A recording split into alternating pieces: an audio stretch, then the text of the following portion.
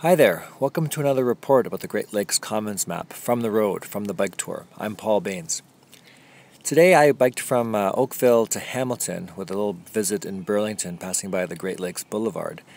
And in Burlington was an interesting place. A lot of work going on to make the place look really beautiful, with a sort of summer concert being set up with lots of scaffolding and stages and games, rides for children, vendors of food.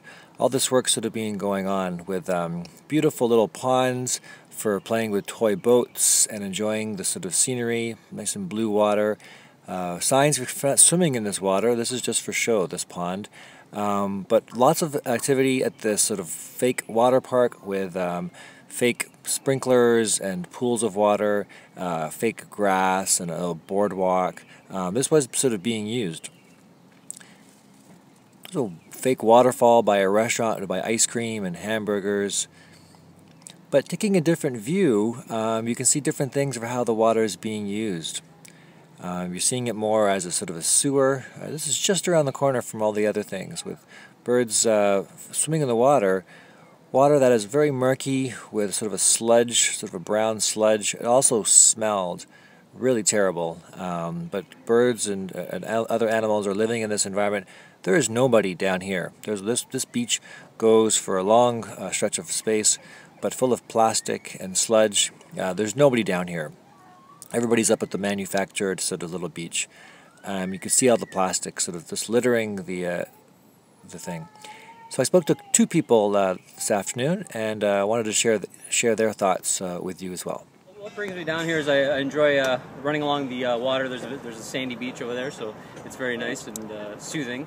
And to be honest with you, this year it looks a little more sludgier than normal. So I think it just takes, if every person would be just a little more aware and self-conscious of the little things along the lake, like even just if one person would pick up one water bottle or any little scrap piece of garbage, you know, I try and do my part, but and that comes with time. I mean, when I was younger, I didn't really do that, but I mean, it comes with experience and knowledge and just being aware of your surroundings. So with time, you become more conscious of things, right? So if everybody would just take 2 seconds and just grab one little piece of garbage, maybe it would make a difference. Who knows?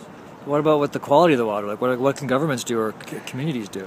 Well, I think it's people. It's like anything. If you get enough people making a loud enough noise, people pay attention, i.e. government, right? So it's a collaborative thing, right? So if we all realize that government is such a number-wise small part of a large community, if we use our numbers, I don't want to say against them, but for us, right? We can do big things with it, right? So, do you feel any ownership over this place? You have any control over how it's going to look 5 years from now? I don't feel ownership. I feel like we should all share it. I mean, we should all be able to use it, but in saying that, we should all do our part to use it, right? So, I mean, nobody should own the water.